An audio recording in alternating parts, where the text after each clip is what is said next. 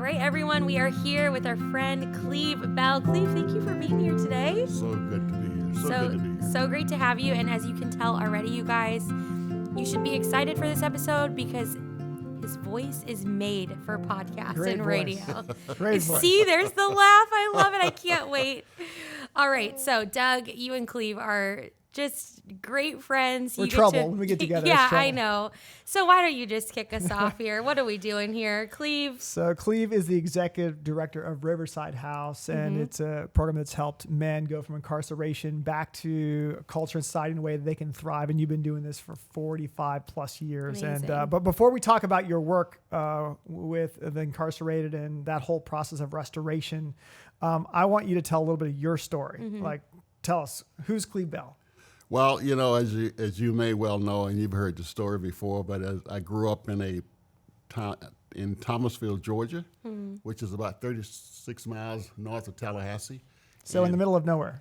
Well, it was kind of a city, probably about 18,000 when I grew up. Okay. But the claim to fame for Thomasville is that they declared a national holiday celebrating my leaving.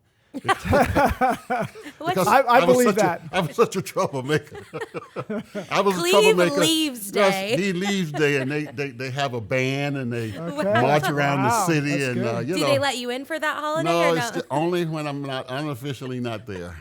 Okay. Love that. Thomasville, got to But get I up there. I grew up there, and as a young kid, I went to high school there, and so finally, my mother had two sisters, and one lived in Miami, Johnny Mae, and Johnny would come to Thomasville every year, and she'd always say to Mom, "Why don't you move to Miami? Why don't you move to Miami?" And so one day, Mom took her up on it, Okay. and we moved to Miami, and that was the beginning of my introduction to the city here in Miami. And so I've been here ever since. I was here, when Miami was US 1 was a two-lane highway going from north to south, all the way down to Key West. And so I've been here a while, and I've seen a tremendous growth Yeah. here in the city, in Broward as well as Dade County.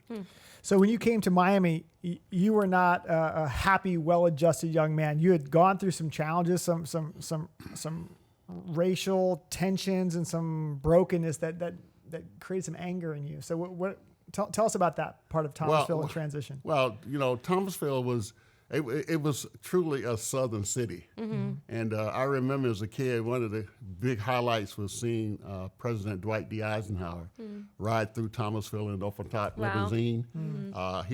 He came across one side of the track, and we lived on the other side of the tracks. In fact, I can still see those railroad tracks that separated the neighborhoods. If you lived on this side of the track, you were black. If you lived on this side of the track, you were white. And they never did the two meet. But when Eisenhower came through town, that was the closest we got to each other, was to come out and to see Eisenhower. They had a lot of plantations in Thomasville, and one of the treasured kind of jobs in Thomasville was working on the plantation, especially in the house, because it was nice and it was air conditioned, and it was you had opportunities to get perks and things of that nature. So we used to love the idea. I never quite made it to the plantation, but that was one of the highlight jobs. And then we had jobs in a bakery, and also in lumber yard. And so we all grew up. And so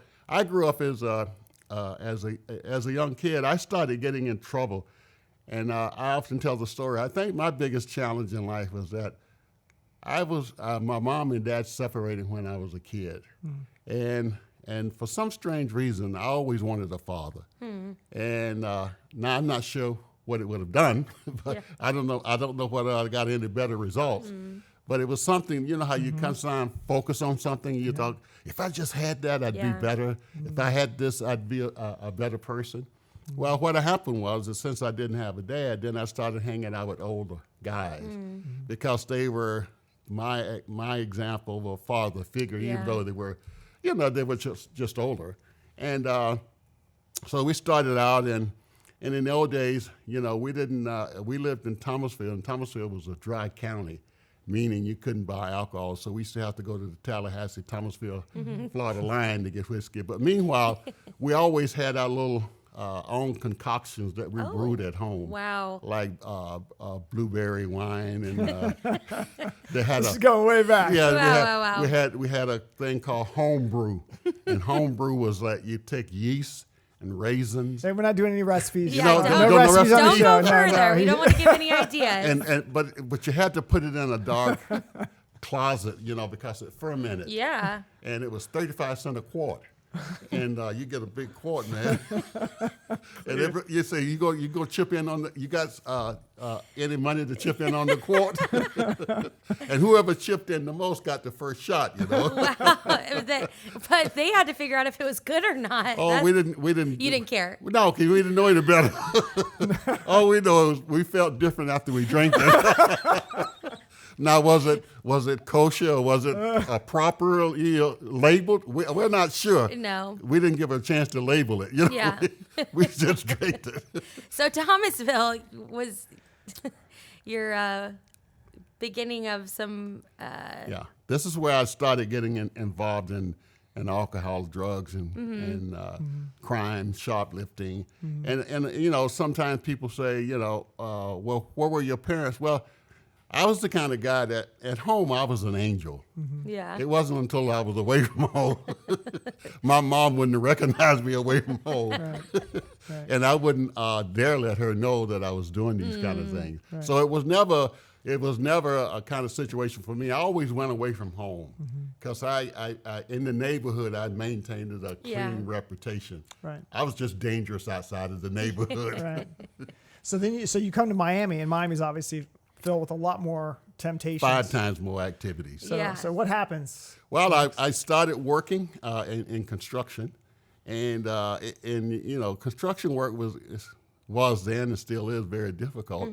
But I started hanging out again with the same. It's kind of like sometimes people say, if you move to a different city, you're going to do better. Well, I found the same people here that I left in Thomasville, and I just continued to do the same kind of activities. And so eventually, I got arrested for one Friday night. I was down on 2nd Avenue over town at a place called Sugar Hill, and I was there. I went in to buy some pancakes, and it was one of those all-night diners. And so I was selling drugs at the time, and so I was going to take a break from my drug dealing because you can't work all the time. You got to rest. You got to rest. Have pancakes. Even when you're a drug dealer, you have to rest. Right. Even when you're a crook, you got to rest. Yeah. So I go into the place to get some pancakes and ham, and I used to love those pancakes because I would take the pancakes and I would get my ham, and I would take that syrup, and each layer of the pancake I'd lift it up and drench it in syrup. And I mean I loved that. And so this particular night I was utilizing some of my product. You know what that means? In other words, I think I have an idea. Yeah. She's from Indiana, so don't test too much. In fact, I had used a little too much of my product. And while I was waiting for them to finish cooking, I went to sleep on the counter. Oh. And kind of just nodded out. They called the police on me. And so then the police took me down to the precinct. And so he takes me in, and they get me photo and get me lined up and everything. And so they say to me, empty your pockets. And I'm thinking, oh my gosh, I put my hands in my pocket, and I realized I got a pocket full of product and a pocket full of money, and I'm in a lobby, and there's nowhere to throw this stuff. And so I just got to open. So finally, I bring it out, and you talk about if you could just see me, I was so embarrassed because I knew I was caught. And so then this was my introduction to correction and to the jail system. Okay. And so I went to jail, and I was there for the first time, and my mom was able to bail me out. And I went back and lived with my mom, and I think for about a couple of years after that, I went and got in more trouble and went back to jail. And this time, I didn't have a bond. Couldn't be bonded out, which I think was the good thing for me because it forced me to have to make some decisions. Now, I'd like to say to you that I had planned this, but I had no plans. What I really want is to be known that there is a God. And the second thing I want you to know is that God answers prayers. Because in my life, I had gotten to a point where the only thing my mom could do for me was pray. Yeah. I didn't listen. I had all of the answers. And I believe in 1969, 𝘾𝘼𝙍𝙑 jail, robbery, possession of narcotics. 2 men came to the jail, Jerry and Denver Smoot, and they told us about what had happened in their life. Jerry was a former drug addict from New York. And he used to come and give his testimony at the jail.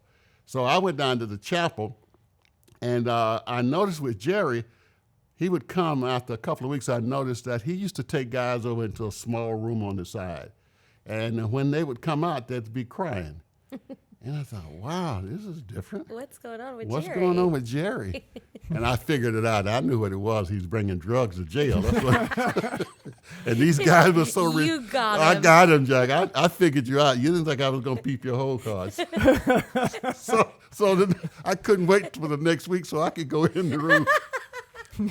So I go in the room, and I'm celebrating as I walk in. Boy, I'm going to get high. I'm going to get high. I get in there, Jerry says to me, how would you like to receive Christ as your Savior? I said, what? And I thought to myself, he must be kidding me. But I thought, I was so convinced that he brought drugs in. I said, well, what I'm going to do is I'm going to listen to whatever he's got to say. Wow. Because at the end, I'll get the drugs. Yeah, in you other must words, give it at the end. maybe he has a presentation. So Jerry gets to talking, and in this particular case, Jerry found Christ in the Bowery in New York, and he had a Pentecostal kind of experience. So he wasn't a guy that said, Our Father, which art in heaven, Yeah. he'll be healed. You got me.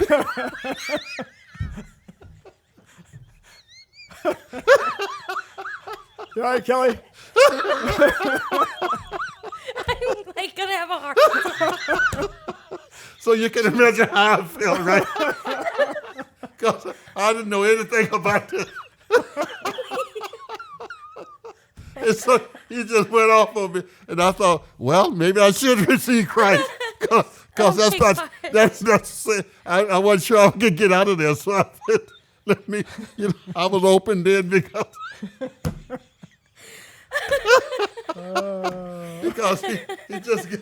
he really got my attention because. I can understand that. And so, Wow. And so anyway, he prayed the sinner's prayer with me. Finally, I gathered my composure, Yeah.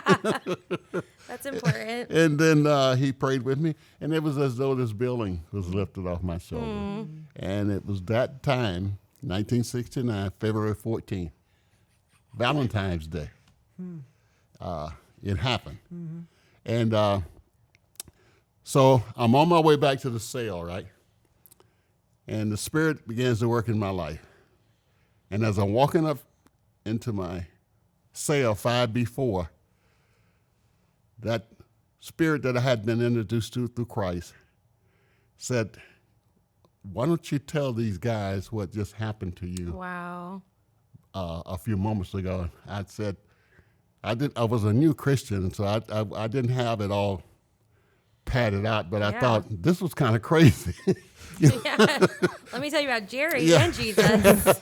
And I'm saying, because these are all thugs in here. Yeah. I mean, they're real thugs. And so I'm sitting there, and I'm restless. I can't stop. I can't stop. And so finally, I just stand up in the middle of the cell with 40 other guys, and I said, let me tell you what happened to me a moment ago. And I began to share with them. And one of the things that I had not told them was that part of Jerry's sharing the Christ with me was to receive the baptism of the Holy Spirit and begin to speak in tongues. And this was completely foreign to me. I didn't know Jesus. I didn't even know Jesus prior to that. So in an attempt to try and convey what had happened earlier, in the middle of the cell, I started speaking in tongues. Now, I have no idea what I'm saying. Yeah. But one of the things I noticed is that as I was doing this, as I looked at the guys around me, there were guys who had tears in their eyes. And for me, that was a confirmation that what had happened earlier was truly of God, because there was no other, I mean, I didn't even say it in English because I didn't know how I hadn't read the full spiritual law tracts, and I didn't know how to share your faith. I didn't know anything. So what I did is what I had. Right. And all I had was, I had been introduced to speaking in tongues, and so that's what I did. Mm-hmm. And you kind of laugh, but that's what I've been doing ever since. Well, that's what I was going to say. I mean, we're talking about advocacy and how people have an experience and they learn about something and then they go share it with other people. Right. And that sounds like you've been doing it ever since then. Ever since then, and it happened just like that. I mean, I had nothing. I mean, I had no other evidence that I had an experience earlier. Right. I didn't know the Bible. I didn't know anything. So all I could do then is use what I had. Yeah. Right. And so what I had was what Jared just shared with me, and I shared with them. And it's been that way ever since, So you get out of jail, Yes. and how do you get introduced to the Riverside House? Tell me about that connection. Well, I get out of jail, and I go around. I go into full-time ministry. I started going out on the street just sharing my faith, because I mean, to me, nothing else made sense, because I was so amazed at what had happened in my life. Right. Wow. And I thought, I just got to go tell. So I started going out sharing, and I would travel to different churches. And at one church in 𝘾𝘼𝙉𝙍𝙍 First United Methodist Church, I met Mary Babcock, who was married to Charlie. Charlie and Mary was members of that church, and Charlie was in construction and did building of homes. But Mary asked me to come down to the women's group one, I think it was on a Wednesday, to share. And when I got there, she said to me, we'd like for you to come over to the house and have dinner at our house. And so I went over, and when I got there, Mary and Charlie said, have you ever thought about going to school? And I thought, I'm saved. And the last little bit I read in the Bible, all these guys, I don't see any of them going to school. They seem to just got the word. And it was I kind of had the feeling like, what was it about me that made them think I wanted to go to school? I mean, I didn't know what it was, but It's your vibe. I guess it was my vibe. I mean, like, school was the last thing I wanted to go to, because I had dropped out of school earlier because of and of course at this point I was really afraid of fear of failure. I didn't think I could succeed in school. So anyway, it took me about a year, and about a year later, I went down and I said to Mary and Charlie, "Okay, I'm gonna take you up on this deal."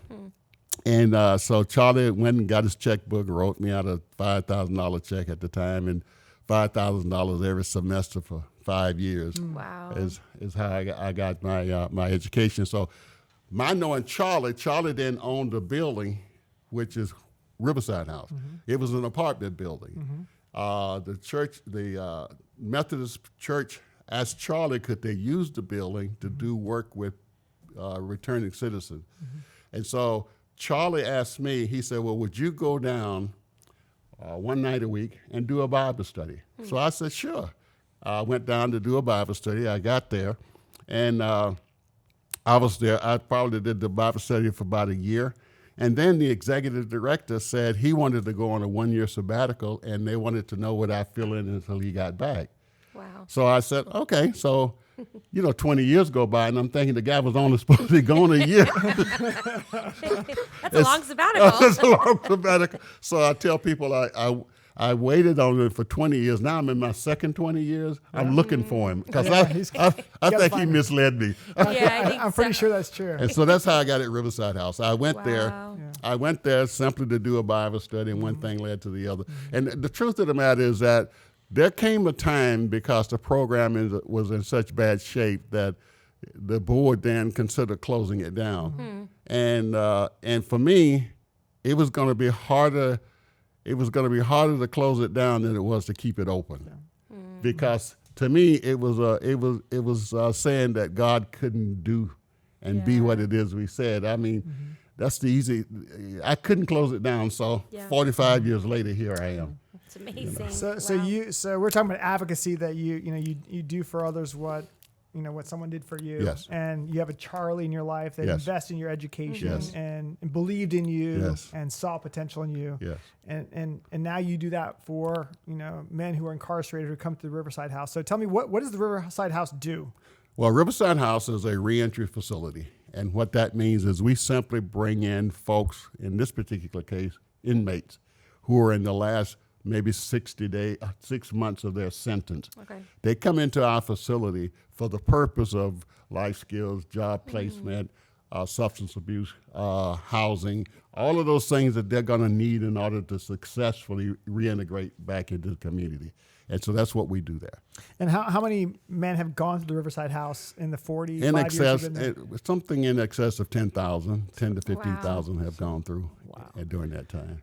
So one of the things I'll never forget is I went on a tour there, and in your office is a picture of you as a 20-something with your mugshot. With my mugshot, yeah. And then next to it is you in a suit as the director of the Riverside House. Yeah. And I couldn't help but think, like, thousands of men have walked into your office and seen that picture. Yeah. And they've gotten a picture of what their future could be. Yeah. And it's still posted. That's why we keep it up there. Yeah. It's because I want them to know that what God did for me, He will do for them. Yeah. So when you think about all the men that have gone through it, is there a story of a particular individual that stands out? Like, this is a person who came through that I was able to speak into their life and maybe do for them what Charlie did for you? Well, we've had several. The one that comes to mind is Desmond Meade. Desmond is the young man that has been responsible for getting Amendment 4 passed in the state of Florida for voting rights restoration. Okay. Now, Desmond came through our program, and he was a very committed person, and God has done extraordinary things in his life. Now, Desmond would tell you, he came through Riverside, successfully went, but then had some more struggles, but he did bounce back. And I think that he would say that some of the things that he was exposed to at Riverside House has been a helpful factor in his life as well. And so today, he and his wife are doing a fantastic job with the restoring of voting rights for offenders, and that's a huge deal. Yeah. Yeah, and so not only do you run a program, but you've been connected with the Homeless Trust. You've been connected with Advocacy. When there are racial tensions in Miami-Dade, even back in the 70s, like God has wired you to step into all these spaces that seem a little risky. Yeah. So tell me, what makes you step into those spaces? Well, I think it all goes back to the Dade County Jail. I was so amazed, and I have been so touched by what God's done in my life. I find it impossible to believe that. I believe everybody wants what I got. I mean, I could be wrong, but I believe everybody wants it. Yeah. And so, as a result of that, I see the city as my congregation. I see the state as my congregation. Not just a particular neighborhood, but I see all of it as, because I think everybody that I have met, wants to be about the business of being their best selves in Christ.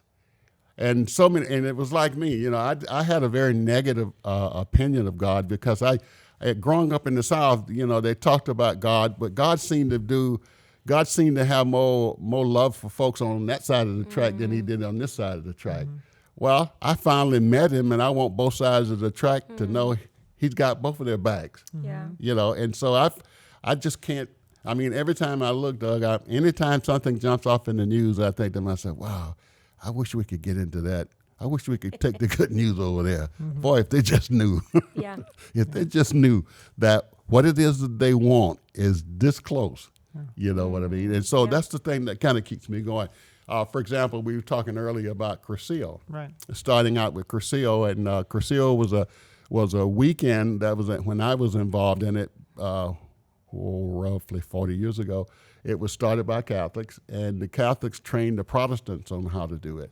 And I remember making that weekend, and while I was there, it was the year of the Super Bowl that the Dolphins won. Back in 72, 70. Yeah, every Dolphin fan knows that. It's Yes. been a long time ago. But anyway, in fact, we were there, and we had been told that we were on this weekend, but we were going to be able to see the Super Bowl. Oh. And so they had a big television. Priorities. Yeah, they had a big television on the stage. And boy, that whole weekend, we couldn't wait to Sunday to the Super Bowl come. Come to find out, they got a big TV with no screen in it. It was just a chill. Wow. It was just Bait and switch. You got duped. got to. But anyway, the weekend was such a tremendous weekend. Now they have it's a 3-day weekend. They have tons of talks. They have tons of illustrations and so forth. And so I'm there, and that weekend's supposed to change your life. So we go there on Thursday night, all day Friday, all day Saturday, and Sunday night, and it hasn't done anything to me. It hasn't moved me at all. I've heard tons of scripture. I've heard tons of examples. Nothing had touched me. So I'm sitting there, and it was at St. Peter and Paul's on 12th Avenue, and the air conditioning was on. It had two gears on it, on and off. You couldn't adjust it, kind of like the sanctuary. You can't adjust it. It's cold. So anyway, I'm sitting there, and I'm just shivering like this, and all of a sudden, the guy walked up behind me, took his jacket off, and put it on my shoulders. Wow. And that's when I made the weekend. Nothing else mattered. Wow. And so I figured, for me, it was that touch. I knew the language. I knew the verbal, but what I didn't know was the relationship. Right. I didn't know God from a loving relationship. I knew God from a perspective that I couldn't do this and I couldn't do that and I couldn't do. I never knew God from a perspective of a relationship, a father, a friend, someone I could go to, some kind of, and so that's so that was my weekend. And so I immediately started thinking, well, now, Lord, can we do this in the inner city? Because I think this would be neat. How about if we did it in the prison? So I talked with my friend Tom Johnson, who's now gone home to be with the Lord. Started doing some work. I didn't even know he was pursuing it beyond what we were talking. And so finally he came back and said, there's a group out in Iowa, I think they're doing the weekend. And so he went out to observe, came back, and we started Kairos. And Kairos was an attempt of ours to take Cursillo and make it available for anybody. So we did one in Liberty City. We did one in Washington, D.C. We did one in Boca.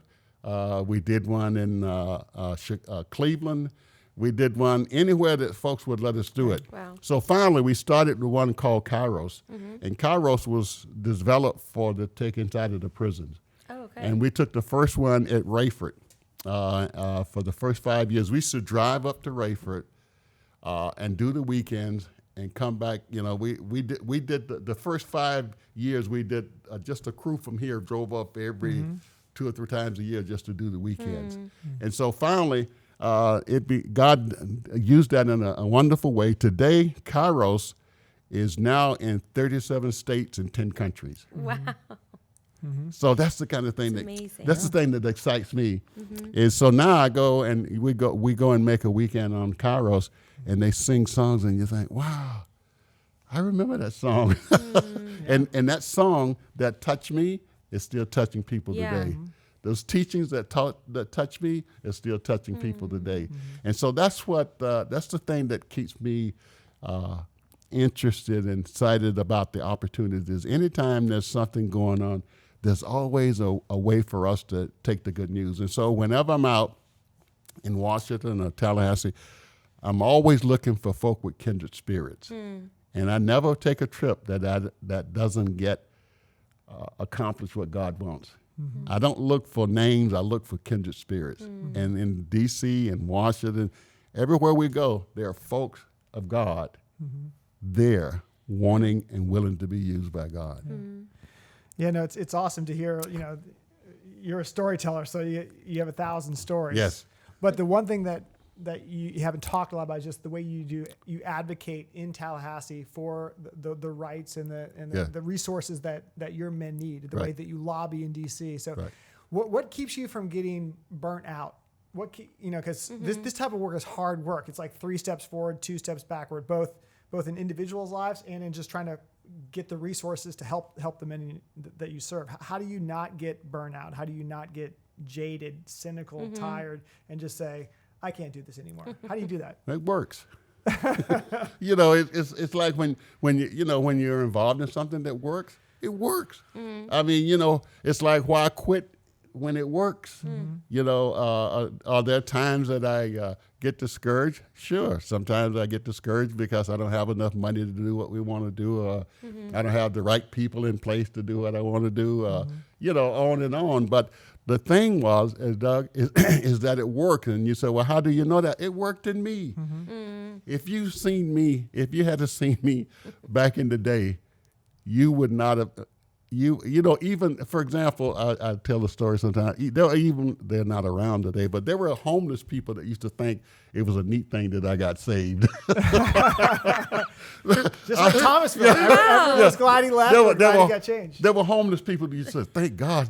Thank God Thank God he saved you. I mean, that's how much of a basket. I actually know, you see these folks riding around with everything they own in those cars. Yeah. I know how they got there because I got close to it. I know exactly how they got there, step by step. Yeah. It was a progressive, gradual thing. And it was like once you leave, you're gone. And it's hard to get back. But I know how they got there because I was almost there myself. I remember one day I was over town, and I only owned one. I had a sweater. In fact, if you look at my mugshot, that sweater I had on, that's the only sweater I owned. I had everything I had on, I owned. That was it. I had nothing else. Wow. And I used to walk around, and if you don't take a bath and everything, you have an odor and you smell. And I used to think that everybody thought they were better than me when they crossed the street. It had nothing to do with being better. It was the odor.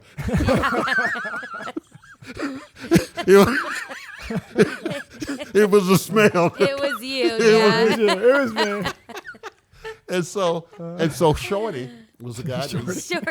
Shorty was the guy that lived across the street on the second floor of this. Right over the service station. And one day Shorty came in, and they used to call me Rabbi. He said, Rabbi, come here. So he took me upstairs.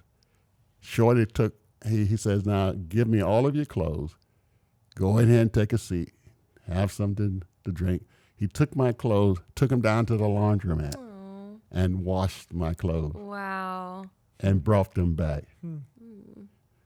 God has been trying to get my attention.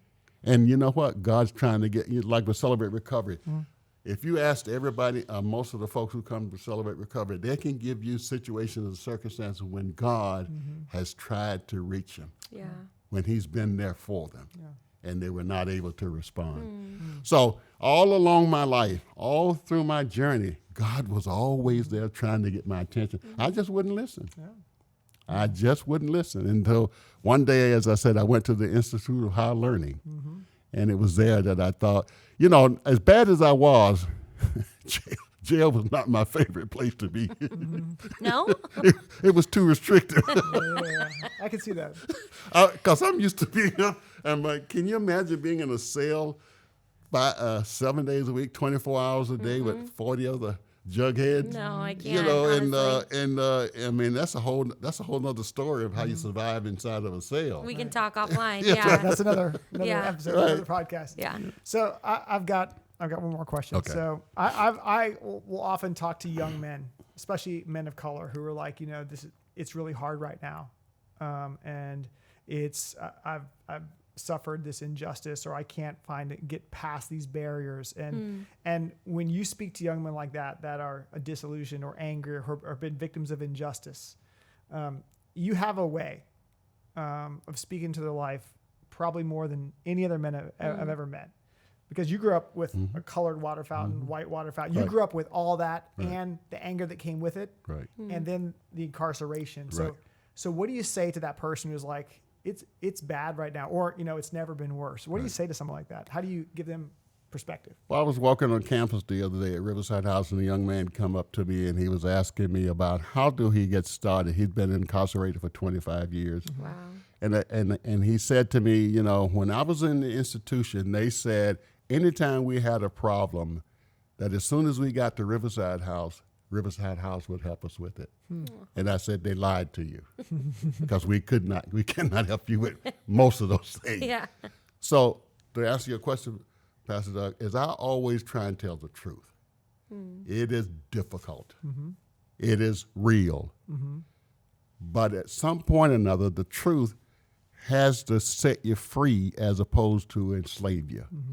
And that without Christ, the truth enslaved me. Yeah. With Christ, the truth set me free. So what does that mean? Well, the truth means that I can be different. I can improve. I can be educated. I can be successful. I can be a father. I can be. Yeah. And that's what the truth does. But it's very slow.